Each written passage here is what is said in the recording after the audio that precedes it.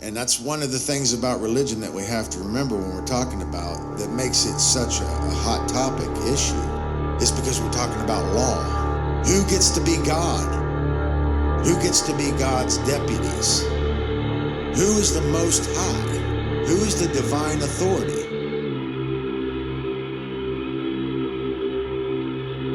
It's all about the claim to the Most High. The only way that somebody can be higher than us is if we give away our power. Because there's nobody, we're all equal.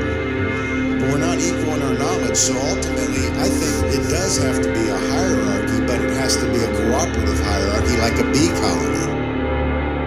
It's about what our value system is, what we care about.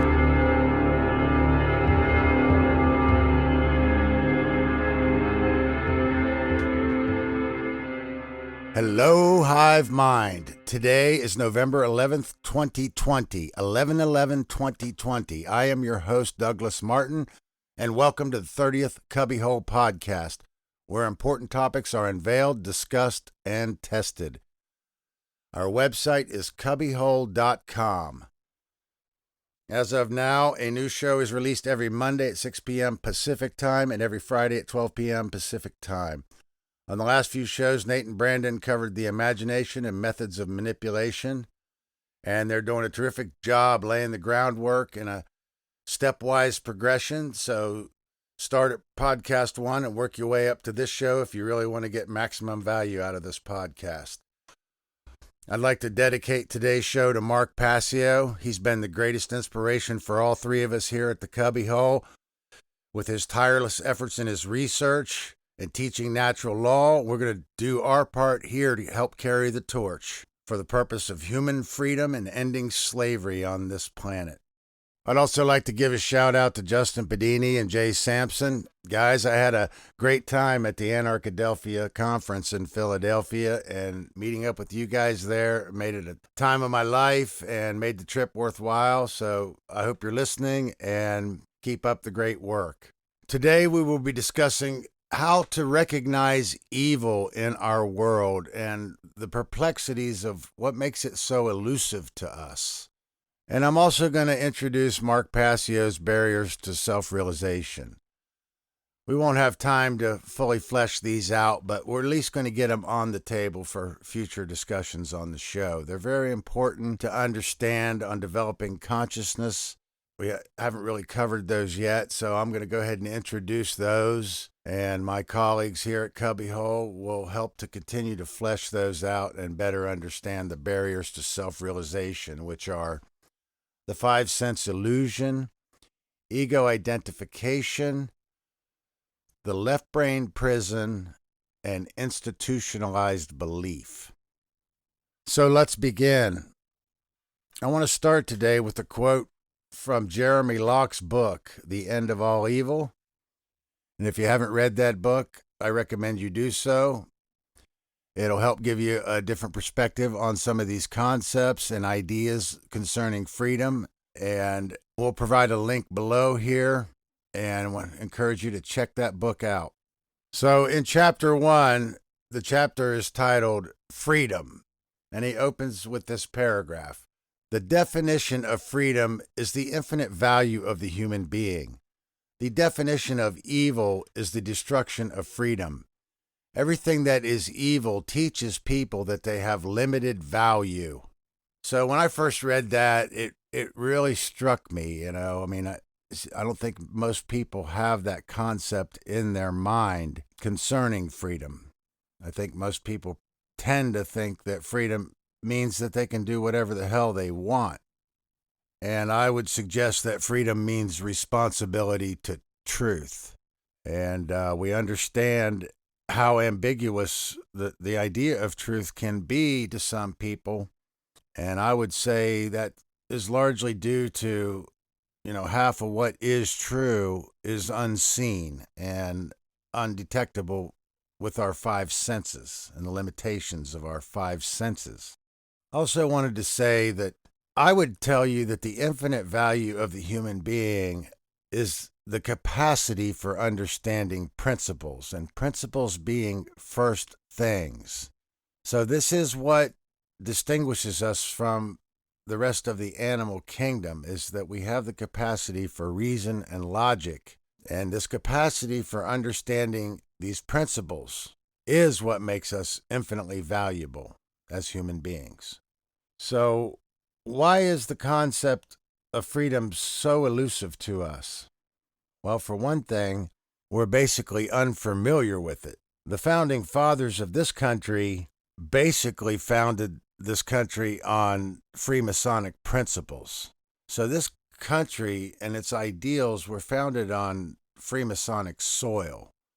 And I don't want to confuse that with Lodge Masonry. There's a lot of reasons why Lodge Masonry has been or become corrupted, as have all institutions for that matter. I've already said as soon as a secret society was to emerge above ground, above sub rosa, it would be infiltrated by special interests who would infiltrate and pervert teachings and bring perverted teachings out into the light of day to stigmatize the true esoteric teaching that's found in the mystery traditions, which was preserved and helped to be brought into the modern world through the secret society. So, yeah, I mean, the idea of secrecy is repugnant, but at the same time, at a certain point in our human history, it was a necessity. So knowledge has been hidden not just for nefarious reasons, it's also been hidden for benevolent reasons. And it's a very vast topic, so we're going to keep laying out this groundwork here so we can get this into a better perspective and try to put a finer point on things. According to Locke, a principle is a truth that creates freedom, and a law is a lie that creates slavery. That's lowercase law. So I want to talk just for a minute about this word law. It seems to me that in our English vocabulary, the law is the only word that defines an immutable condition, immutable being not changeable. Therefore, immutable, it means changeable. So a law, the true definition of the word law is immutable. Like the law of gravity. It cannot be created or changed by man. So let's go ahead and just take a look at some of the definitions that we can find for this word law. And I'm just going to use my computer dictionary for expedience sake and just see what's here. It's giving several definitions for this word, so we already know we're dealing with ambiguity. There should not be ambiguity in the word law. It means immutable. It cannot be changed. It cannot be created or altered by man. So the idea of law has nothing to do with mental constructs of human beings. A law exists in nature and it's unchangeable and unalterable. So here, the first definition it gives is often the law, the system of rules which a particular country or community recognizes as regulating the actions of its members and which it may enforce by the imposition of penalties. They were taken to court for breaking the law, or an individual rule as part of a system of law. A system or systems of law as a subject of study or the basis of the legal profession, statutory law and the common law, a thing regarded as having the binding force or effect on the formal system of rules. See, this is all defining human mental constructs, and there's nothing here. There's a few more. A rule defining correct procedure and behavior in a sport, a statement of fact deduced from observation, the effect that a particular natural or scientific phenomena always occurs if certain conditions are present. Example given, the second law of thermodynamics. That's the closest thing that's here to define this immutable condition. And my point about this is, if the word law in our vocabulary does not define an immutable condition, then what word do we have that does? We got to take that into consideration. I mean, this word immutable is not even in any of these definitions. The closest that it comes to pointing us in that direction is talking about laws of physics and thermodynamics. So my whole point about this is basically comes down to law is simply beyond the dominion or the domain of man. Man does not create laws, nor can he change, alter, or destroy laws. They're they're woven into the fabric of creation. They always have been, and they always will be forevermore, and they will never be changed. They exist in nature. They're inherent in nature. Certain behaviors that we take will always give us the same results, more or less. There's no dynamic left in our vocabulary if the word law does not mean immutable. So there's nothing that man can do, has ever done in his mental constructs with his system of punishment, which is basically a transactional form of leadership, punishment and reward. There's nothing that man has ever done that is truly a law. So we need to distinguish man's law from natural law. The laws of creation versus man's mental construct, his arbitrary edicts based on personal preferences and whims of legislators. These can never be moral because they're ambiguous. They're based on personal preference. They will always be biased. The great legislator of today is the forgotten failure of tomorrow. So my point about this is, there's a lot of points we can make about it. So let me just continue speaking on this for a minute. Laws cannot be arbitrary. If a law is arbitrary, then it's changeable, So, like say a politician creates a law, and then the same law is brought forward, quote unquote law, is brought forward to prosecute the politician, then all the politician need to do is change the law. So we got to really think about this. So what it comes down to is this. In order to establish man's law, we literally have to overthrow the laws of creation, which is the same as overthrowing the Creator itself. So in order to establish man's law, we have to establish man as God on earth and essentially throughout the universe for that matter. Because in order to establish man's law, you have to overthrow the laws of creation. This is why when we're trying to be in compliance with man's law, we often feel that we're being pushed beyond the bounds of morality, because we are. Everything that is natural for a human being and human behavior is unnatural in a system of man's law. So to set up man's law is to overthrow God. And essentially that's what this is all about. It's not a political lesson. It's a spiritual lesson. Man is not God. The best that we can do is discover the laws in nature and learn to live in harmony with those laws that are part of the fabric of creation itself, set down by the Creator. So in order to embrace man's law, it's totally a metric of spiritual bereavement. So let's deal with this word spirituality. A lot of people have a lot of crazy ideas about spirituality. Most people believe it pertains to something that will happen to the individual beyond mortal existence. A sort of that life is a preparatory phase for the afterlife, which in a sense it is, but not in the sense that most people think. I mean, you're not going to fly off to a cloud to take harp lessons with a dead relative, nor are you going to experience eternal torment in the fires of hell. And this is all eschatology, which means final things. This is where the eschatology has evolved to. But in its evolution, it has become corrupted. As we go forward through this podcast, we're going to flesh out the source ideas and try to demonstrate how this corruption has taken place in our world through lack of understanding or refusal of truth. So the farther we stray from truth, the farther we fall from perfection as a species. That's a Ben Stewart quote.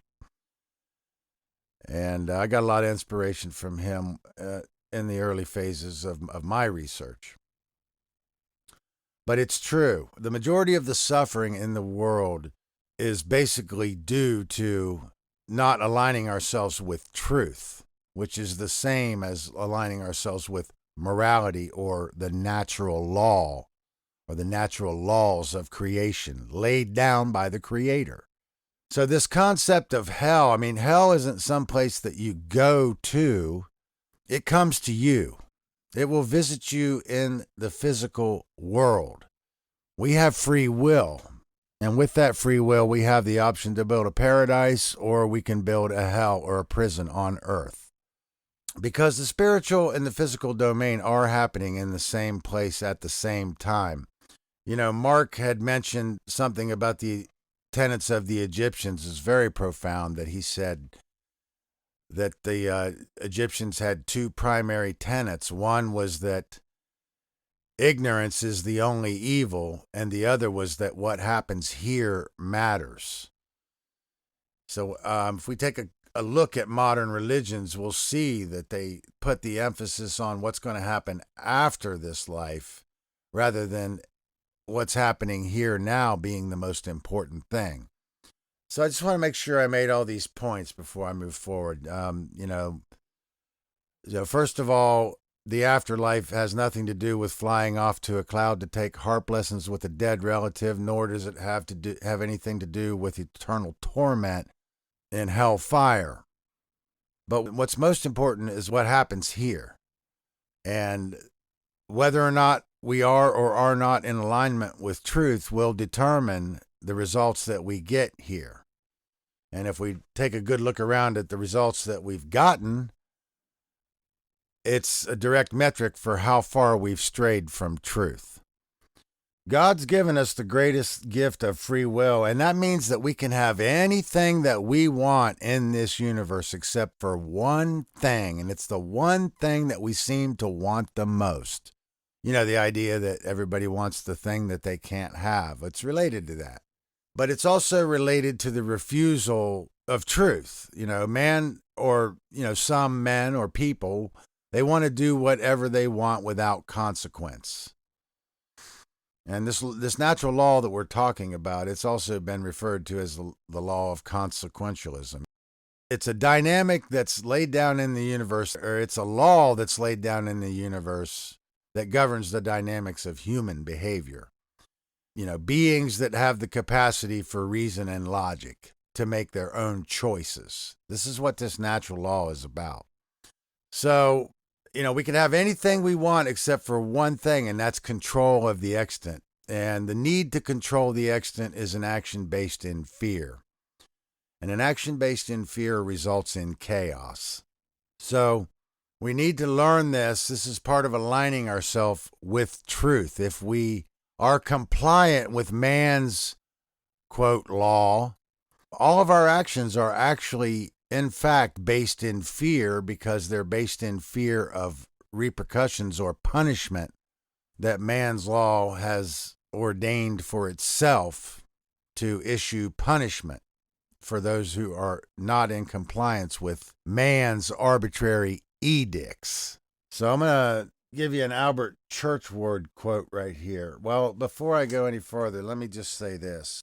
So based on Jeremy Locke's definition for freedom, that freedom is the infinite value of the human being, and evil is that which destroys freedom, we can better understand why we don't recognize evil in our midst, because all of these concepts for man's law, I believe that, in many cases they have good intentions, but see, good intentions pave the road to hell, and that's what that means. So what your intent was really doesn't have anything to do with the final result, and you cannot accidentally do the right thing. So good intentions don't cut it. Good intentions pave the road to hell, and everything man's law imposes on us as a species is always imposed under the guise of it's for the greater good. So our freedom will definitely be stripped from us for the greater good. But see, what we're failing to recognize is that without freedom, nothing good can result from that. So if freedom is being lost, it cannot be for the greater good. It's an illusion. It's part of, what I would refer to as the socialist mindset. But again, here we have another ambiguous term. See, our language is so ambiguous, we can practically say it's irreparably destroyed. So when you have, if you wrote down legislation 100 years ago and then the language degrades and becomes more ambiguous, then the same legislation written down 100 years ago no longer means the same thing. And our language has been degraded all the way to the point where our most basic words literally mean the opposite of what they once did, all the way to the point where good now means bad. And you got Michael Jackson running around singing, I'm bad, I'm bad. But what he really means is I'm good, I'm good. So, we have to keep that in mind, these good intentions, and be more responsible and mature as adult human beings, to take responsibility to understand that these ideas are fleeting, and that if we don't make them our priority, principles, first things, that freedom will be lost, and with that, everything that is good and decent in this world. Without freedom, you have nothing, absolutely nothing, but torment and suffering. So it's, that's part of what our human purpose is not only to discover the natural law, but to preserve the spiritual armor and the knowledge, and pass that forward to progeny and posterity. That's our human purpose. And once we realize how difficult that is to do, and that the knowledge has already almost been lost once before, and still could be, is on the precipice of going out forever now, then we'll understand that, that's going to take a tremendous effort on our part to turn this around, if it's not already too late, which isn't really for anybody to say. Based on what we see in the world, it does appear that it's too late to turn it around, but we're not doing this for the sake of people. We're doing this for the sake of truth, and attempting to make available the knowledge that is necessary to stem the tide. That's what we're doing here at Cubbywhole, as well as trying to make a repository to preserve as much of the lost wisdom as we can, so we can access it and use that knowledge to flesh out the dogma in the world today. If we can define freedom as the infinite value of the human being, then we can define evil as that which destroys freedom. That gives us a much better looking glass to identify evil in the world. We have to remember that tyranny comes to the door in a uniform, and that everything that happened in the 20th century and all of the atrocities, many of those people believed they were truly moral, believed they were truly doing the right thing. However, the results suggest something quite different. The results represent many European societies in total moral decay. The Carlos Castaneda quote, all the sorcerer has to do is give you his mindset, which is to keep you in cognitive dissonance or dual consciousness. It's basically related to the primacy of matter. That matter is really the only thing that matters, and that what we can't see really doesn't exist or can be ignored.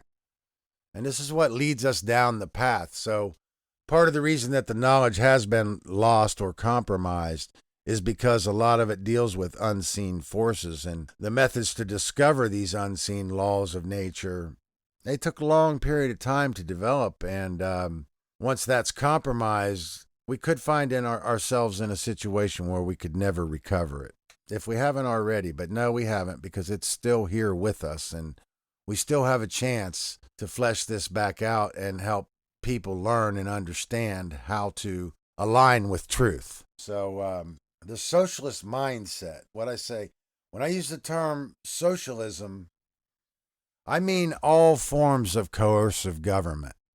So any form of coercive government is a form of socialism, and that includes capitalism.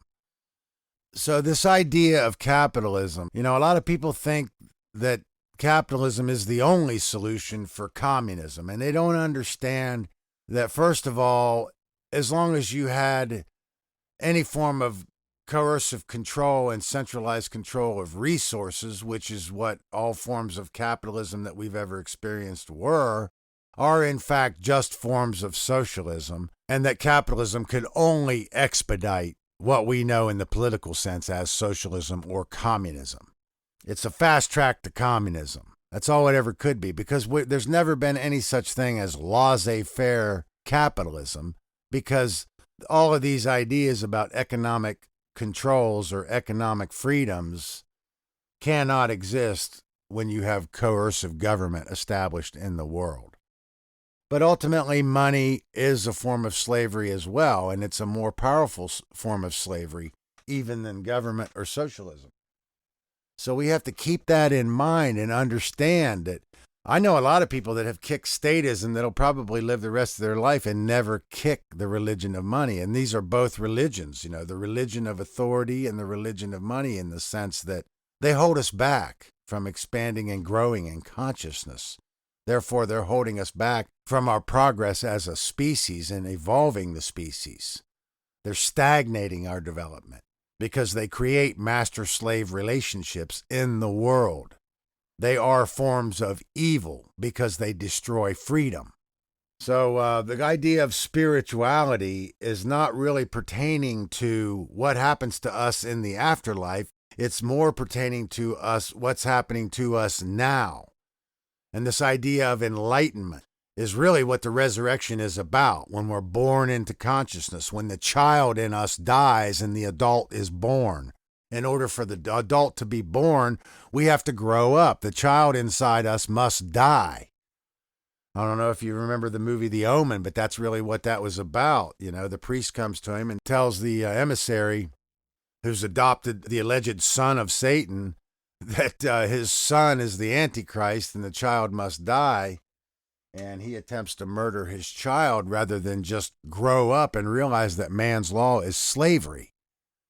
And that's really what the priest was trying to tell him. The child inside of you, Mr. Thorne, must die. And he projects that into the extent and tries to murder his adopted son. But, it's really a profound allegory, but it's very disturbing. And the 666 just typifies attachment to the physical realm. It's the attachment to the physical realm, the attachment to matter that keeps us in fear. And the fear compels us to control.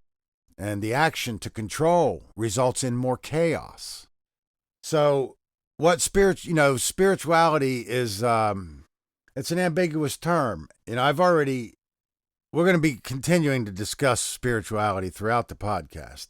It's the most important endeavor for which us as a species could ever undertake. But see, it doesn't concern really what's happening post-mortem to the individual. It concerns what happens in this lifetime, in our lifetime. This idea of enlightenment, resurrection, it corresponds to resurrection. Resurrection happens in this life or it doesn't happen at all. It means being born into consciousness, to have risen above the carnal desires. So true spirituality is about resisting that which destroys freedom. And money and government are probably the two biggest religions in this world that do that very thing. The term religion in the context of that which holds us back, rather than that which binds us to. So we have to keep that in mind, because this is part of why we don't recognize evil in our midst. When Ted Bundy lured women into his car, he did that by driving a nice car and wearing an expensive suit. The devil doesn't come up to you and say, "Hi, I'm the devil." Not that, I believe in the devil or the concept of the Christian archetypal devil, but the concept of the devil is that he's a deceiver. He's deceptive. The devil's a woman in a red dress, so to speak. The devil doesn't come up and sit down beside you and say, "Hi, I'm the devil, and I'm going to enslave you and torment you in eternal hellfire." No, he disguises himself and he gets you to let your guard down. It's related to the vampire myth. The vampire has no effect on you until you invite him into your house, and then you're powerless to resist his powers of persuasion. It's a perfect archetype for government. So we have to understand why we don't recognize evil in this world is partly because we're indoctrinated into the idea that man's law is benevolent or could ever be benevolent. And we're negating the fact that in order to establish that, we have to overthrow the laws of creation, which is an abdication of responsibility to truth, for which we should suffer. It's positive because it means that man doesn't get to be God. Maybe he can establish himself for a short time and reign on earth for a short time. But, in Dante's Inferno, Satan is encased in a block of ice at the center of hell because he still has a master over him, and that's fear. Fear is the master. So really it comes down to the amount that somebody believes in the legitimacy of socialism, which is all forms of coercive government, is a direct metric of how spiritually bereft they actually are. They have no concept of freedom nor any concern for freedom. They're only concerned about their freedom and their betterment, and the rest of the world be damned. And that's based in allowing the ego to set up as executor of the being, which is associated with the left brain imbalance.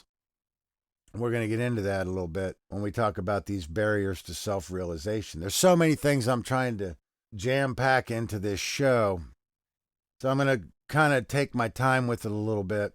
One of the things I want to say is that in my second presentation, I was talking about ultimately the world would have to be a hierarchy like a bee colony, and it's all about what we care about.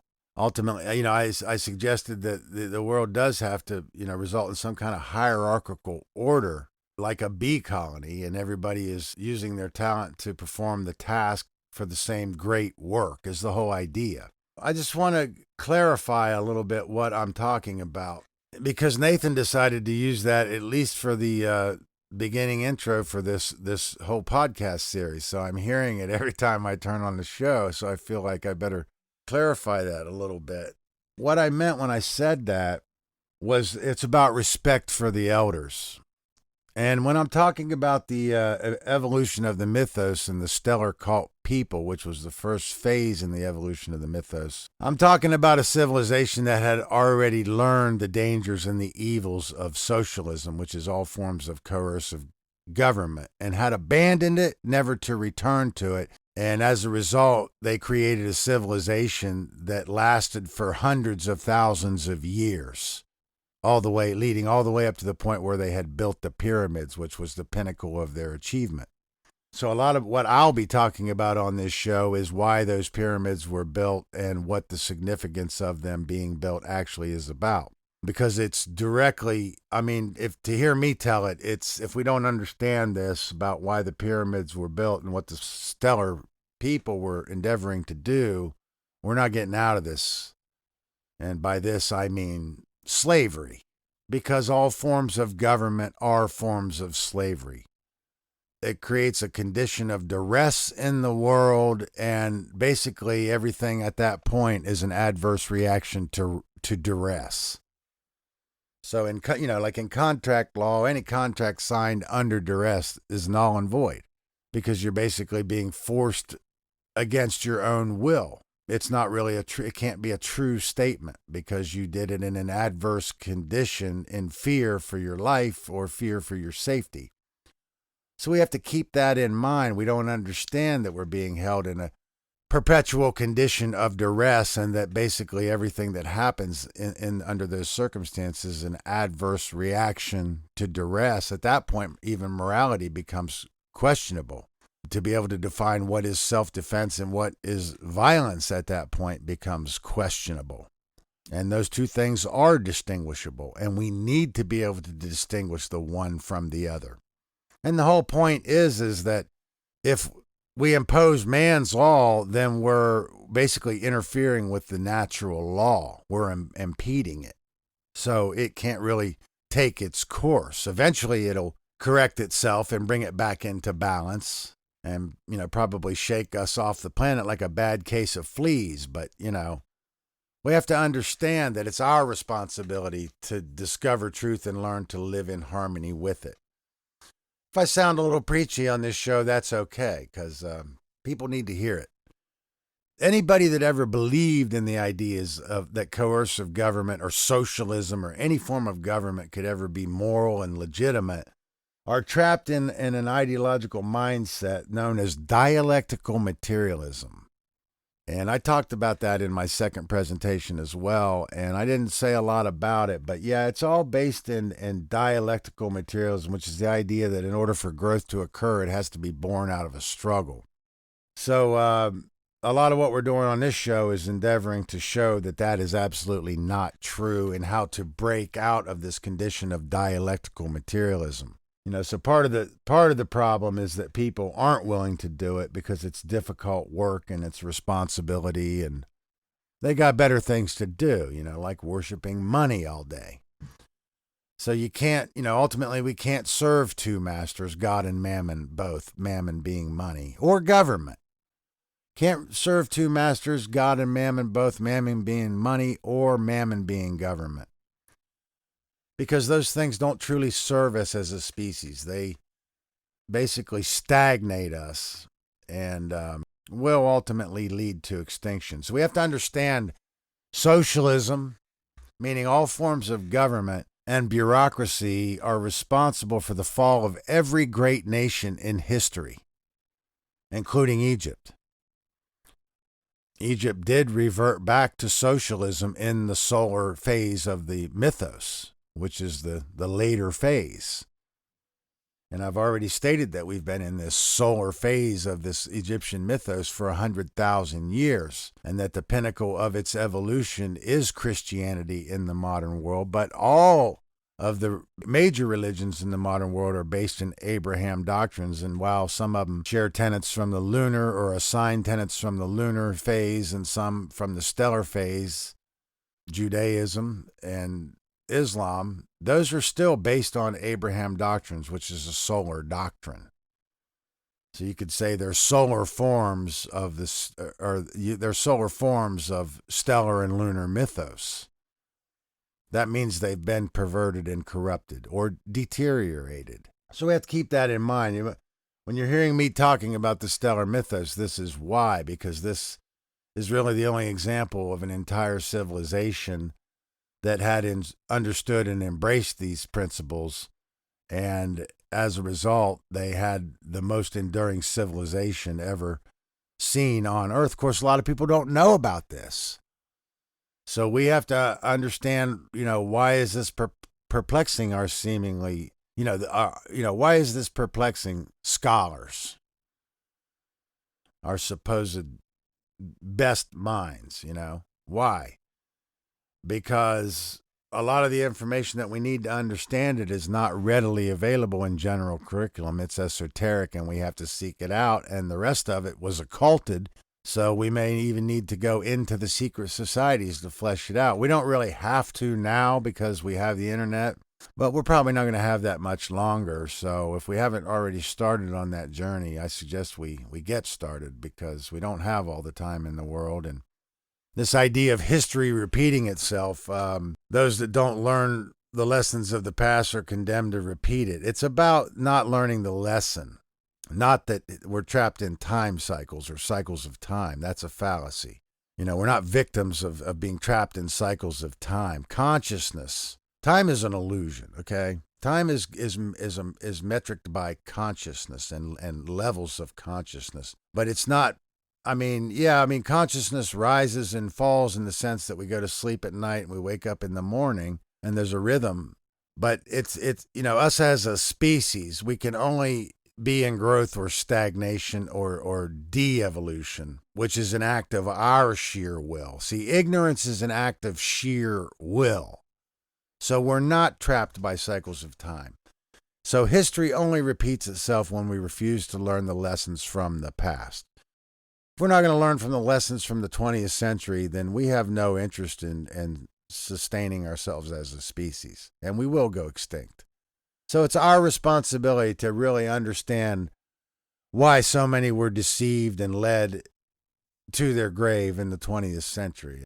That's not what I'm here to talk about today, but we will get into that, We will get into the occult influences in the Third Reich and Bolshevism and Soviet Russian communism. And we'll try to flesh out and and help explain these terms so people can better understand it. Because I know that most people do not understand the terms communism and socialism and conservatism and etc. So we're going to be fleshing those terms out as we go forward through this podcast series. But we're working on a limited time budget. So just try to keep moving forward here. The more I try to do this stuff, the more I have a great respect for Mark Passio because, knowing this stuff and then being able to demonstrate it and articulate it, they're two entirely different things. So I want to suggest to everybody that, if you're afraid of that or when you're trying to get started with that, just until you put it into the rhetoric phase, you're not really going to have the confidence to articulate, and you're going to forget things that you're trying to say, and just, it's okay. The idea is you come back later and correct yourself or, learn from your mistakes. And the more you do it, the better you're going to get at it. And I've watched a lot of these upcoming researchers and journalists, coming into the scene, and I've watched their progress over the years, and it's really incredible to see. But there's very few that are really chopping at the root like I see Mark Passio doing. So I have the greatest respect for that because I know that takes the most diligence in the research to understand what the solution actually is. A lot of these movements and things like that are easily infiltrated and co-opted because they don't really have the solution in their pocket. So we can't give something that we don't have. So while their intentions may be benevolent, they don't understand that they've already dropped the ball by not understanding the solution, which is natural law and aligning ourselves with truth. So I'm going to keep going forward here. Go ahead and give us an Albert Churchward quote right here, because this is relative to what we're talking about. This is kind of a long quote, but that's okay. So like I say, the term socialist or socialism, it refers to anybody that believes in coercive government, centralized control, any form of coercive government. And I better finish my point about the hierarchy. Yeah, so the whole idea of the hierarchy is about respect for elders. So when I'm talking about it has to be a hierarchy, it has to be a hierarchy based on respect for elders. Respect is a mirror, it has to be earned, and our elders don't deserve our respect because they've compromised the knowledge. They've compromised their principles in exchange for some petty power trip that they've been on, some God complex they wanted to entertain. And we can understand this. This could happen to anybody, So there's so much I want to say about it. But it's never okay. It's never acceptable. Ignorance is an act of sheer willpower. So we're going to have to do better, people. That's what it comes down to. We're going to have to take ourselves more seriously. If we want truth, we're going to have to labor for it quite as hard as we labor for gold. It's directly related to self-love. You have to love yourself to the point where you see yourself as worthy of truth and mature enough to handle and deal with that truth. So getting a little bit away from where I wanted to be, but so let's go back here. When I say socialism, I mean all forms of coercive government. So I'm going to read this Albert Churchward quote. If a nation permits a socialist bureaucratic government to be set up at its head at this period of evolution of the human race, there can only be one end. The principle of this kind of government is to augment official power, official members with undue influence or authority, officials who govern by a rigid and arbitrary routine, causing delay, muddle, extravagance, red tape, corruption, and scandalous waste. The people are not given a chance of developing on true human lines, that is to say, the laws of natural evolution of the development of the human race have been stultified. The system of education is to make the individual a unit of the machine of state, and the individual is merely an accessory part. All his best instincts are stifled, only blind obedience and servility being taught. Albert Churchward. What a powerful quote. And I couldn't have said it better myself. So we have to understand that government will operate much like the ego. It wants to remain executor. So the majority of its resources are going to be used to create a facade, a veneer over its true identity. And by that I mean government is the great Satan if there ever was such a thing. So we have to understand that government will only serve to augment its own power and create muddle and red tape and extravagance and scandalous waste to further stultify us as its subjects and keep us servile to it, while it only serves its own interest to augment that power and create the facade that it is something benevolent when in fact it's something that is totally antithetic to anything that ever could be good. It's not a political lesson, it's a spiritual lesson in the sense that we have to understand our true value as human beings, therefore understand our purpose as human beings. I'm going to give you a Joseph Conrad quote here. The belief in a supernatural source of evil is not necessary. Man is quite capable of every wickedness. Joseph Conrad. That's one of my favorite quotes of all time. You know, I've heard a lot of people say that the devil invented the ego to take the blame away from itself. And it's really quite contrary to that. What the actual fact of the matter is that the ego invented the devil to take the blame away from itself. So it's our responsibility to learn to recognize evil in the world. And that's part of our purpose as a species. If we're not doing that, we're going to suffer as a result of it. If we truly want the things that we say we want, then there's requirements for that. We have to do the things that are required to achieve that, which I would tell you is discovering the laws in nature and aligning ourselves with truth. We used up a lot of time here, so we're not really going to be able to get deep into these barriers of self-realization, but I'm just going to outline them for us and just basically touch on them. And then as we go forward, I'll have to host another show here in the very near future and go ahead and extrapolate a little bit more on these concepts because they're very important. But let's start with ego identification. Ego identification is about when we identify with the roles that we play. I want to explain the idea. In a left brain imbalance, our complex sets up as executor of the being. And contrary to that, in a right brain imbalance, the middle limbic brain, what's been referred to as the mammalian brain, will set up as executor of the being. And these are both forms of animal consciousness. So they're both below our potential as human beings. There's something less than human. Quite frankly, there's something less than animal because we're not filling our role in nature until we access the frontal neocortex and live above these two forms of animal consciousness.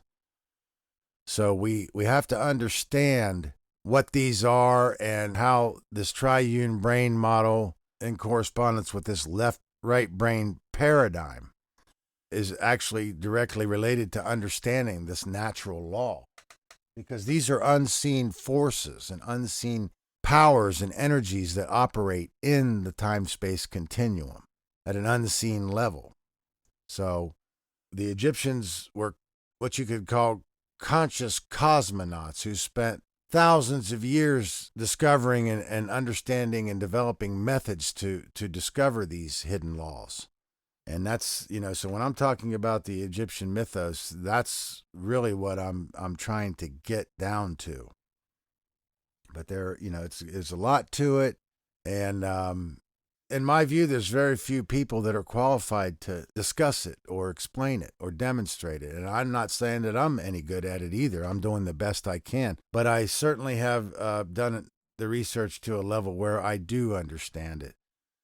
And that compels me to do my very best to help teach that to others. So this ego identification is identifying with the roles that we play.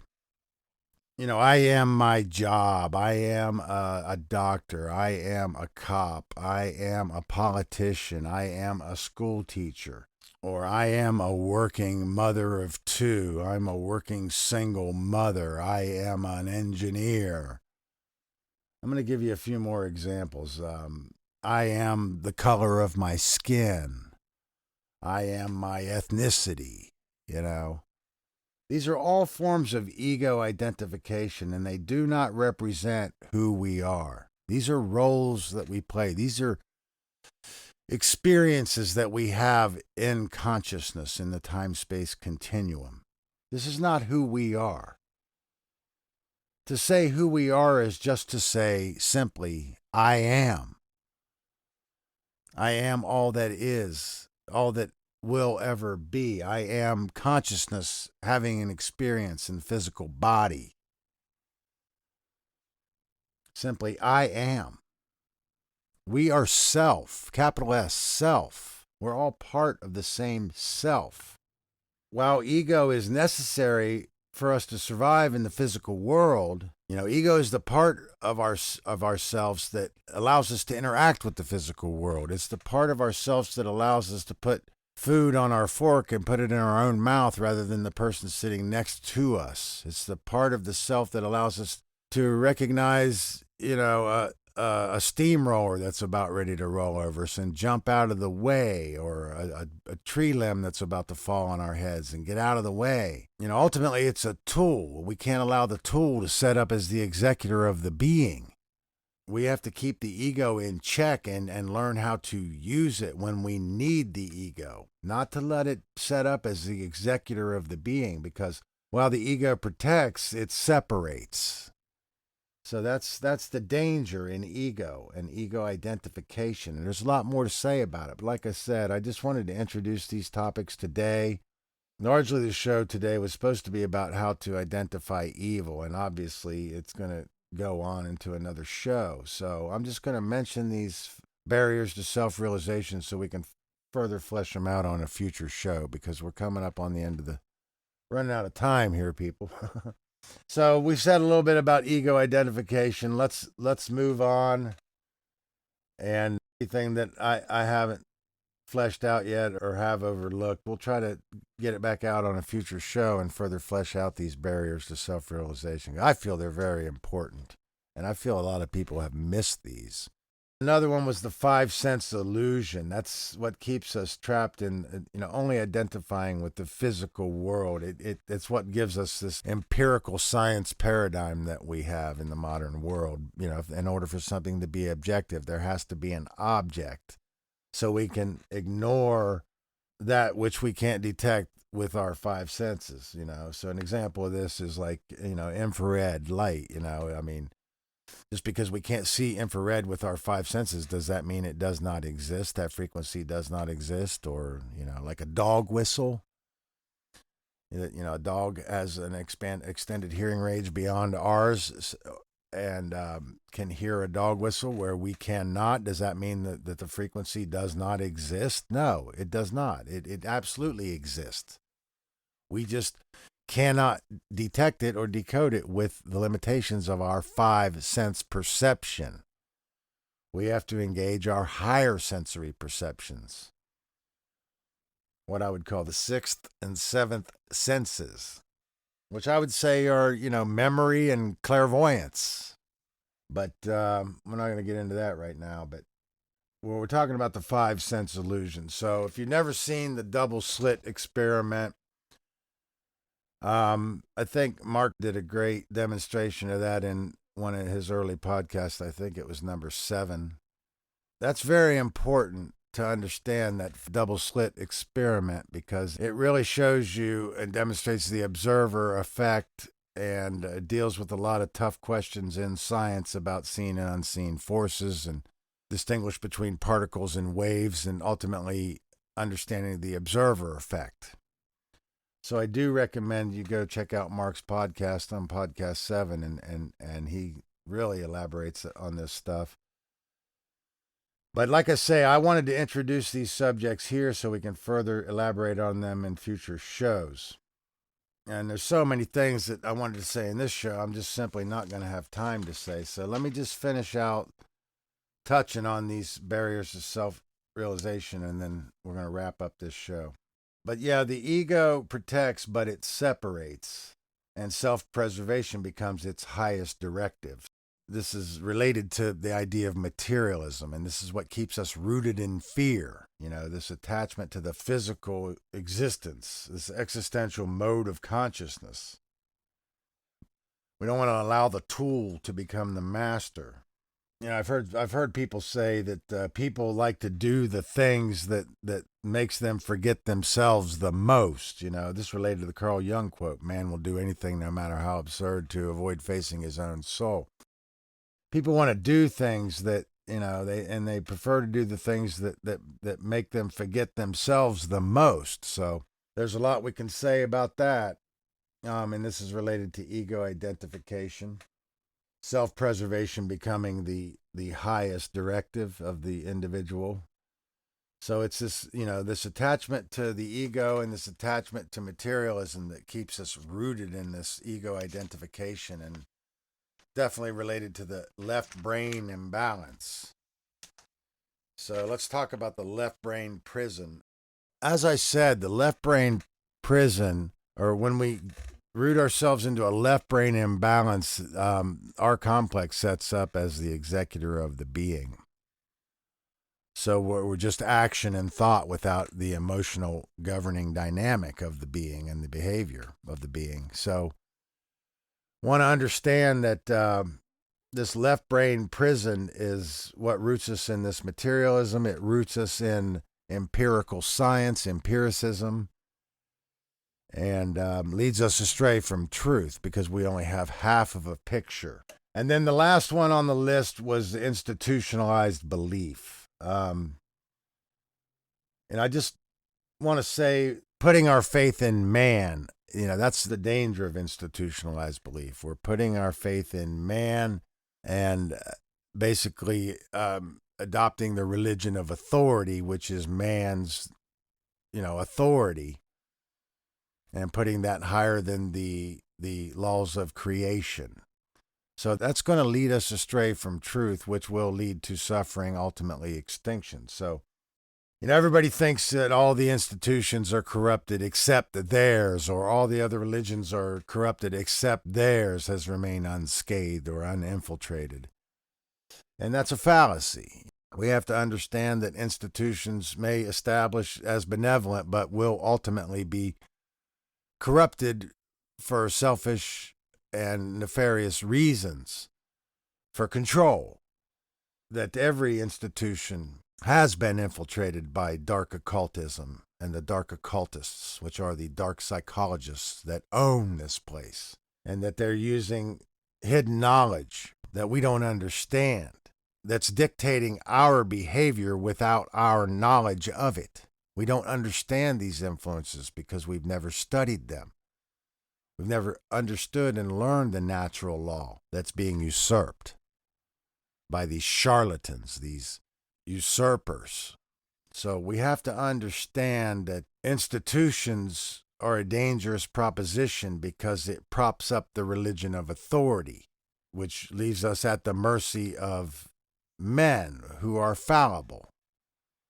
I love Mark's quote, since none are angels, none are fit to rule, or since no men are angels, none are fit to rule. There's no truer statement that I've ever heard spoken.